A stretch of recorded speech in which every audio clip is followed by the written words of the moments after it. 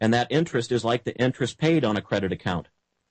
As we're getting a little nearer to the break, I think each one of us individually in our lives, we can relate to the fact that we've probably had a family member or a close friend that has had difficulty managing their finances, and we've probably gone out of our way to offer a little help. We've maybe been burned once and burned twice. Eventually we realize we're not going to get burned a third time, and we stop the lending. Well, that is the similar process to what has happened here. And these IOUs that are in that filing cabinet, they are nothing better, they are nothing more than the promises that that family member or that friend would continue to make to you, empty promises that they'll repay it eventually, and that they're so appreciative that they'll repay with interest. Now, I'm going to give you the hard facts and figures here just shortly, but before I do, I want to turn also to an article in USA Today, and before I do, I want to provide the call-in number because I'd like to hear from some of our listening audience as we make our way through the program. The first point I'd like to mention is that last week on our program, as we were talking about NASA and many of its cover-ups, at the end of the show, we ran out of time when we had a caller, Cheryl from New York, on the line. And so, Cheryl from New York, if you are out there listening today, I'd like to let you know we're going to keep a line open for you first and foremost. It's probably going to be, Cheryl, at least 10 minutes or so before we're able to get to that call, or anyone else in the RBN listening audience as well. The number to call is 1-800-313-9443. That's 1-800-313-9443. So, Cheryl, if you're out there, you've got the first open line. Otherwise, we're going to open that up to the listening audience as well. Probably in about 10 minutes, we'll get to the first calls. I'm turning now to an article from USA Today. This is from February 28th of 2005. Social Security Trust Fund sits in West Virginia file cabinet. I begin to read. The Social Security Trust Fund really does exist, nestled in the bottom drawer of an unremarkable government file cabinet. I'm going to skip through the article in the interest of time. I'm bumping ahead or advancing ahead. Here's where we get to the crux of it. You see, these crooks, these liars, want to continue to insist that this is an actual trust fund. Ladies and gentlemen, a trust fund is more like a savings account or certificate of deposit, where there are hard assets invested, sitting there, and they're drawing interest. That is what a real trust fund is. A trust fund is not comprised of IOUs.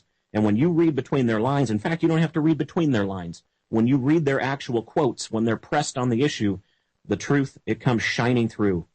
Well, this bullet point from the article, the papers, these IOUs, the papers, signed by Susan Chapman of the Office of Public Debt Accounting, which is located again in Parkersburg, West Virginia, obligating the, quote, full faith and credit of the United States to make good on the money owed. I want to return to that because that seems to be one of the most popular phrases in the vocabulary of our interim president, the full faith and credit. He waves that around, he bandies that about as though it were a magic wand. And ladies and gentlemen, if you haven't noticed, our national debt is over $14 trillion. And these crooks and liars sit here arguing right now as though they're going to make some big difference in our national debt. No, they're arguing over how much less we're going to continue to go into debt each year. We're not talking about a balanced budget, folks. They're talking about how much less we'll need to borrow every single year because we're still overspending and we're not bringing in enough revenue. And we're not bringing in enough revenue because of the damage done by calculated design by international bankers to strip America of its middle class and to strip America of its status as being the true leader in the world, not just financially or economically, but morally. And with our system established by our Constitution, they want to strip it all away. And so they love to wave this phrase around, the full faith and credit of the United States. Well, if you haven't noticed, Interim President Obama, the full faith and credit of the United States, along with about $5 or $6, will get you a cup of coffee at Starbucks right now. Folks, please stay with us through the break. Please support our sponsors. We'll be back to talk about these subjects in just a few short moments. And ladies and gentlemen of the Republic Broadcasting Network listening audience, you are back with Antonin Feori and the Crimson Pill. My pleasure to visit with you today, even as unpleasant as the topic matter is, this urban legend, this modern-day myth of Social Security, and how it is about to whack most all of us on the head in these years to come. I'm returning once again to the USA Today article dated February 28th, 2005. Social Security Trust Fund, quote-unquote, sits in West Virginia filing cabinet. I had left off talking about how Susan Chapman of the Office of Public Debt Accounting described the papers, which are nothing but IOUs, as obligating the, quote, full faith and credit of the United States to make good on the money owed. And I mentioned just before the break that full faith and credit, in the direction that we are being mismanaged intentionally, that full faith and credit of the United States government, whereas that may have meant something 50 years ago, today that full faith and credit, along with about $5 or $6, might get you a modest cup of coffee at Starbucks. Why? Well, folks, any of you ever been involved in a bankruptcy?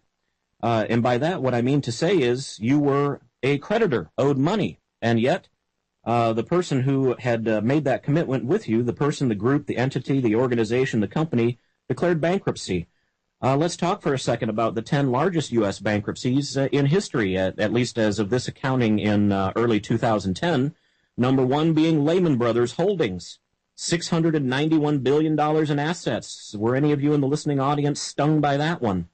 Maybe some of you in the Northwest in particular were stung by Washington Mutual's bankruptcy of 2008, $327 billion in assets. Or WorldCom in 2002, $103 billion in assets. All of it by calculated, intentional, premeditated financial shenanigans, lies, crimes. WorldCom, that was maybe one of the most disgusting in U.S. history. Of course, we have General Motors. I'm going to skip past that one because I think a lot of folks in the South and Southwest will remember the Enron bankruptcy to the tune of $65.5 billion. How many of you held Enron stock? How many of you had that as a key portion of your retirement or pension portfolio? How did that work out for you, folks? What I'm trying to describe here, and I could continue this list, Conseco, Chrysler, Thornburg Mortgage, Pacific Gas and Electric, Texaco. Folks, when you're dealing with an entity and they have mismanaged themselves into bankruptcy, you usually wind up getting merely pennies on the dollar or oftentimes nothing whatsoever. And that is precisely what your federal government has been doing. And the most disgusting element of it, to your humble host, is the fact that they have not mismanaged us to this state of affairs out of mere incompetence. That perhaps could be forgiven. No, once again, this is a calculated plan. How many of you were around in the election cycle of 1992 when Ross Perot tried to warn us of that giant sucking sound to the south that was going to be the result of the signing of NAFTA? And we're watching it happen. Except Mr. Perot, as accurate as he was, as prophetic as he was with that pronouncement, he missed out on the fact that the giant sucking sound has gone to the east and to the west and to the north all at the same time as well. Folks, they are calculatingly trying to kill the American middle class, the backbone of America, the blue collar, the red, white, and blue, the red-blooded American class. They're taking it down by design. And again, I'm off on a tangent. I'm going to return to my article. I'll make mention once again that our call-in number is 1-800-313-9443. I'll be curious to hear from some of our listening audience. As I continue now with this piece from USA Today from 2005, the following quote, "The paper is symbolic," end quote, says Pete Hollenbach, spokesman for the U.S. Bureau of Public Debt, which was itself created as part of a 1994 piece of legislation that anticipated the current debate about Social Security's solvency and whether the trust funds held anything more than IOUs. As I move forward in the article in the interest of time, as a matter of bookkeeping, the government takes the payroll taxes it has collected for Social Security and invests them in short-term, interest-bearing electronic certificates of indebtedness. Indebtedness. It's right there again in their own words, folks. Short-term, interest-bearing electronic certificates of indebtedness. It's like taking that family member or that friend of yours that never seems to be able to manage their finances and they're continually asking you for it. It's like setting up an account with them, almost a credit card, if you will. And yes, you're charging them interest. But folks, when the day comes that they can no longer make their payments, that meager interest payment that you're receiving is meaningless. Because then from that moment forward, you get nothing. And that's what we're staring. We're staring right down the barrel of that gun in Social Security. Those of us that are 40 years of age and younger, we will never see a check from Social Security, in the opinion of your humble host. I'll describe more about that and the reason why before long. Essentially, I'm continuing from the article, essentially the Treasury borrows these funds and uses them to help pay for the full range of government programs and services. Let me read that again. Treasury borrows these funds that are paid in from the payroll taxes, our withholding for Social Security. Treasury borrows these funds and uses them to help pay for the full range of governmental programs and services, Social Security benefits included. Continuing forward. Here's more of their shenanigans, more of their enchantments they like to offer. The bonds are phased, laddered in investment parlance. This is done in part to invest available funds at current rates, in part to make sure the Social Security has the cash needed to pay beneficiaries each month. As before, some advocates of Social Security changes say the trust fund contains no money, only IOUs that the government owes itself. And when we come back from this break, I'm going to put the nails in the coffin on their lies. Folks, stay tuned.